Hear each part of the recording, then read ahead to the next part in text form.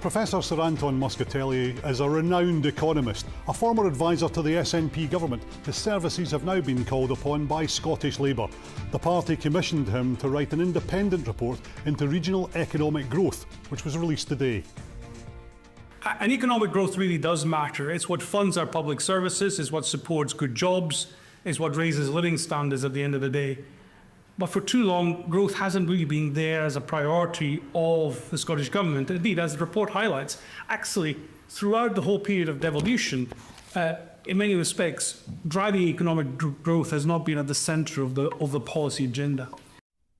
We reflected on the Muscatelli report with the Scottish Labour leader, Anas Sarwar. Anas Sarwar, I've got Anton Muscatelli's report here. Is there a big idea in it? Look, absolutely. How we take the focus from us thinking about Scotland as one block and instead empowering the regions of Scotland is really important. Secondly, how we end this kind of economics-free zone in Scotland. That would be a criticism I'd make of the entire period of devolution, and in particular the last almost 20 years under the SNP. But I think in the entire period of devolution, it's largely felt like it's a social policy parliament rather than economic policy parliament. And I think that's been to the detriment of our businesses, of our economy, and therefore the fruits of that to invest in our public services. Big debate 10 years ago during the independence referendum. Well, this is talking about Scotland as it is, and it's talking about the powers and the levers we have to do things differently. Scotland has significant levers, but we don't use them. So we don't use them to maximum effect. What's its big idea? So a few things within that. One is how do we reform our planning system so we can get faster decision making, we can build the homes we need in our country. Second, how do we declutter the landscape of our enterprise agencies so we can drive growth in every part of the country. Third is how do we have an economics directorate that sits at the heart of a First Minister's office. So none of these seem like a big idea. So growth isn't just but none of these seem like a really big idea. There's stuff that's been talked about for years. There's no big idea among them, is there? What I'd say is perhaps you can take that with the person that wrote the report in terms of Professor Sir Anton Muscatelli, Scotland's leading economist, and what he's making clear is I don't think the answer to this is somehow to say there is one silver bullet that delivers the economic growth and the prosperity we need in our country.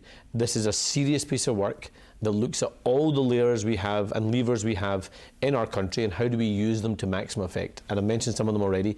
There is planning, there is transport, there is skills, our enterprise agencies, regional economic development, and so much more that we can use to maximum effect to benefit people in Scotland. And it demonstrates that we're serious about winning an election in 6 months' time, and we're serious about governing differently.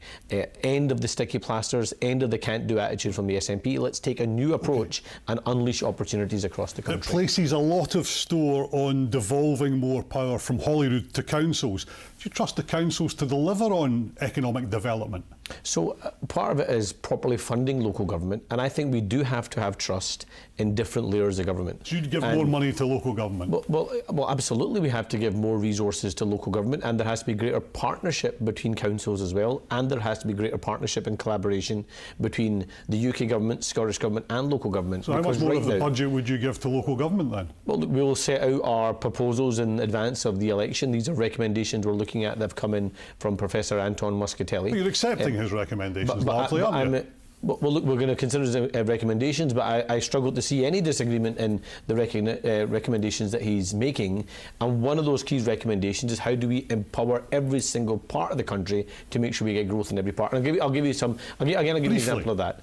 So right now we have legislation, regulation that comes from Edinburgh that often feels like it's designed for Edinburgh, but everyone else has to pay the same impact. When the economic model for Glasgow will be different from Edinburgh, and the economic model for Edinburgh will be different from the Highlands and Islands, and just like it will be different for the south of Scotland. How do we recognise the different challenges and different needs in different parts of the country so we can get the maximum benefit? One of the specific things he talks about, and this is Scotland-wide, on page 22, he says Scotland now has chronic demographic challenges around population decline, posing significant risks to the country's fiscal, economic and social resilience.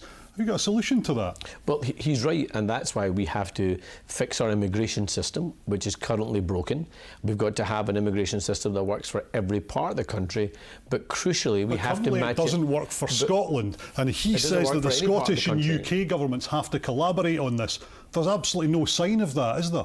Well, that's because we currently have a government in Scotland who want to make a virtue out of difference and disagreement rather than two governments that generally want to work together. And that's one of the benefits that will come. That's one of the benefits that will come from a change of government here in Scotland. Is the instinct will not to be can't do. The instinct won't be to pick a fight. The instinct will be what can we do to maximise the benefit for Scotland. Yeah, but you don't and you mentioned on skills. You can't matching it to our skill system is also really, really important because we've got to train up our own so we can get them out there benefiting themselves, benefiting their families, but also benefiting the businesses and the low-hanging fruits of growth we have here in Scotland. Well, on that very point, the Scottish Government wants to recruit social care workers from abroad, but the Labour government policy doesn't allow that right now. Well, what we've got to do is have a skill system that works, proper pay of our social care workforce. But hang on, it can't be the case, Colin. But there's a chronic demographic challenge, according to Sir Anton Muscatelli. And you're saying that, yes, the governments have to work together. There's an area where they could and they're not. Well, because the UK government won't play. You mentioned care workers.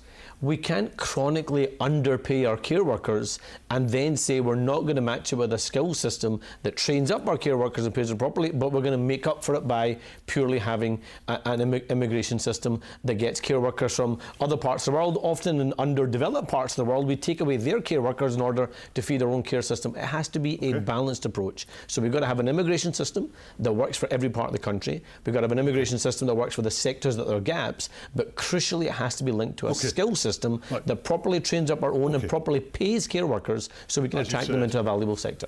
He says that Scotland's higher marginal income tax rates could be a major disincentive in attracting high-value jobs. Now, it's anecdotal, but do you agree with him? Do you think that is putting off people coming to work in Scotland? Do you think it's putting off employers from locating in Scotland? Well, Professor Muscatelli makes the point that in gathering evidence for his report, he heard from countless businesses and those involved in advocating a different approach in the economy, that there were negative impacts of the higher tax rates, particularly for those earning around £30,000 to £33,000 and above, because it was pushing talent away and failing to attract talent. So I accept the premise of that, and therefore we have got to find a more balanced tax system that recognises the challenges we face here in Scotland and use it in a way that doesn't just see tax as an easy lever to use, but instead has a coordinated system around getting growth and attracting talent. Would you cut income tax? Look, it's not as simple as saying we would cut income tax, because we have to look at the public services we have to fund. We have to look at the growth gap that exists in our country. If we can address the growth gap, and what I mean by that is, and again it's referenced in Professor Muscatelli's report, is because of the SNP's failure to use the economic levers in Scotland, we are missing out on £1 billion of tax receipts that could be spent on our public services. You're sounding a bit like the Chancellor in terms of your commitments and your not commitments. Will you be speaking to the Chancellor in the next few weeks ahead of the budget? Will you be speaking to the Chancellor? I speak to the Chancellor regularly. Will you be speaking to the Chancellor or the Prime Minister in the next couple of weeks ahead of the budget? Well, of course, I speak to the Chancellor and the Prime Minister regularly. I know there's lots of speculation about the budget, but going back to the point you were making earlier on, income tax is one of the taxes that is the responsibility of the Scottish Government. The Scottish Government sets income tax rates, and I believe we do need to reform our tax system in Scotland to make it work for our sectors and our businesses here, just like we have to reform our rate system, because right now it's rigged against the high street. So you will be talking to the Chancellor over the next couple of weeks. What are you going to be trying to influence her on?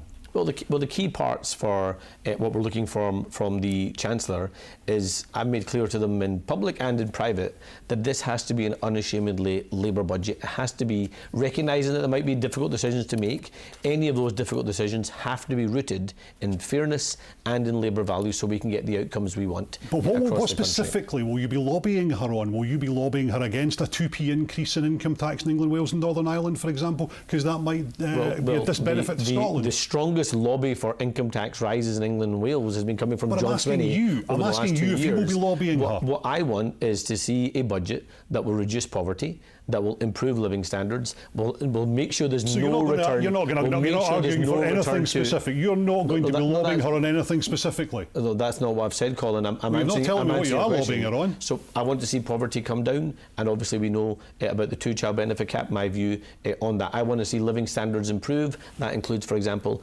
around energy. I want to see no return to austerity. That means will you lobby her on maintaining income those spending tax? reviews. Will you lobby her on income tax?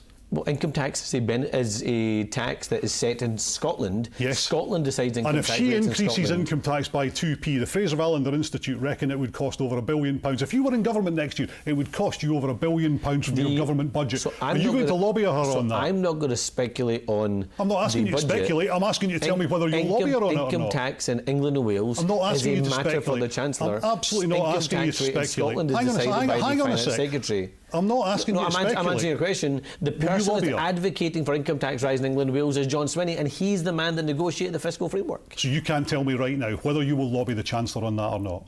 So I'm making clear they have to be Labour choices, but it would be inappropriate. I'm asking you your choice. No, what I'm saying is Scottish income tax is set in Scotland. The idea that we should set the rates of income tax for England and Wales and it shouldn't be a decision for England and Wales, could you imagine if that was the other way around and there was a finance secretary in Westminster telling what the income tax rate should be for Scotland, or the Welsh finance secretary was telling us what the income tax rate should be in Scotland? Income tax rates in Scotland are set by the SNP and the Scottish Government, and I want to change that SNP Government in 6 months' time. And Sarwar, thanks for joining us in pleasure. Scotland tonight.